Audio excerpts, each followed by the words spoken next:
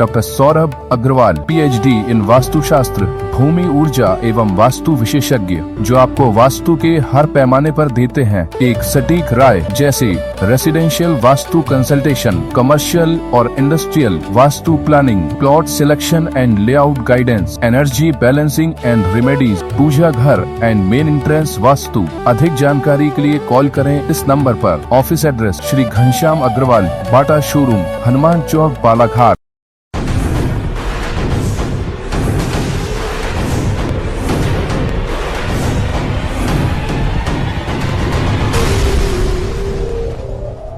बालाघाट नगरपालिका क्षेत्र में नियमों को ताक पर रखकर भवन निर्माण के मामलों में लगातार वृद्धि देखी जा रही है। खास बात यह है कि बालाघाट नगरपालिका इन अवैध निर्माणों की शिकायत आम नागरिकों के अलावा जनप्रतिनिधि भी करने लगे हैं, लेकिन अब तक किसी भी प्रकार की कोई कार्रवाई न होना नगरपालिका की कार्यप्रणाली पर प्रश्न चिन्ह खड़ा कर रही है।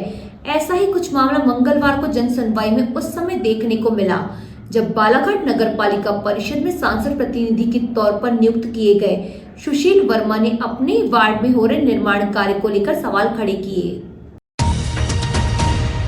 कार्यक्रम के दौरान वार्ड क्रमांक 22 के रहवासी और नगरपालिका परिषद में सांसद प्रतिनिधि के तौर पर नियुक्त सुशील वर्मा ने बताया कि वार्ड क्रमांक 22 अंतर्गत हनुमान मंदिर के पीछे संबंधित भूखंड पर पंकज डोगरे एवं राहुल देव डोंगरे द्वारा फ्लैट निर्माण कराया जा रहा है। स्वीकृत नक्शे के अनुसार भूतल को पूर्ण रूप से पार्किंग के लिए आरक्षित रखा जाना था तथा उसके ऊपर केवल 3 मंजिल निर्माण की अनुमति दी गई थी, लेकिन इसके विपरीत चौथी मंजिल भी तैयार की जा रही है। हर मंजिल पर 2-2 फ्लैट बनाकर कुल 8 फ्लैट तैयार कर उन्हें विक्रय करने की योजना बनाई गई है। उन्होंने बताया कि भूतल पर जहां पार्किंग की व्यवस्था होनी चाहिए थी वहां कार्यालय का निर्माण कर दिया गया है। इतना ही नहीं, भवन के चारों ओर छोड़ी जाने वाली अनिवार्य खुली जगह भी पूरी तरह समाप्त कर दी गई है। इससे भविष्य में यातायात, पार्किंग और आमजन की सुरक्षा को लेकर गंभीर समस्याएं खड़ी हो सकती है। उन्होंने भवन निर्माण में नगरपालिका एवं TNDC से स्वीकृत मानचित्र की शर्तों के उल्लंघन का आरोप लगाते हुए जिला कलेक्टर को शिकायत पत्र सौंपकर निष्पक्ष जांच एवं कठोर कार्रवाई की मांग की है।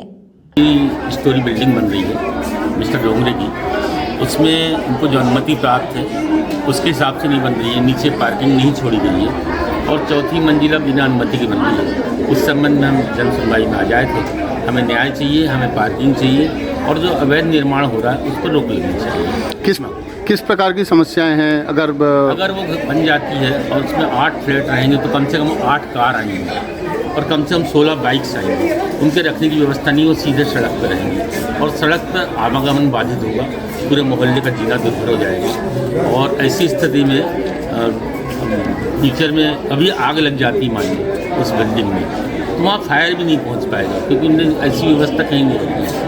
और आप देख रहे हैं गोवा में कितनी बड़ी दुर्घटना हुई। ऐसी कोई दुर्घटना दुर्भाग्य से हमारे ना हो, उस पर रोक लगने के लिए हम जायज़ मांग को लेकर हैं। नगर पालिका में इसकी शिकायत की? नगर पालिका में 3 बार हम शिकायत कर चुके हैं और उस पर अभी तक कोई रोक तो लगाई है नगर पालिका ने, मगर हम चाहते हैं कि उस पर रोक लगने के अलावा उसको नीचे पार्किंग पूरी खोलना चाहिए। जहाँ हमने दुकान बना ली वो दुकान हटा के पार्किंग खोल दी और ऊपर की चौथी मंजिल न बनाए, ये मांग लेकर हम। बहरहाल मामला जो भी हो, लेकिन सत्ताधारी दल से जुड़े एक जिम्मेदार पदाधिकारी नगर में हो रहे अवैध भवन निर्माण को लेकर एक नया राग छेड़ दिया है, क्योंकि नगर में अवैध निर्माण के मामलों को लेकर पूर्व से ही कई शिकायतें नगर पालिका में महज धूल ही खाती हुई दिखाई दे रही है।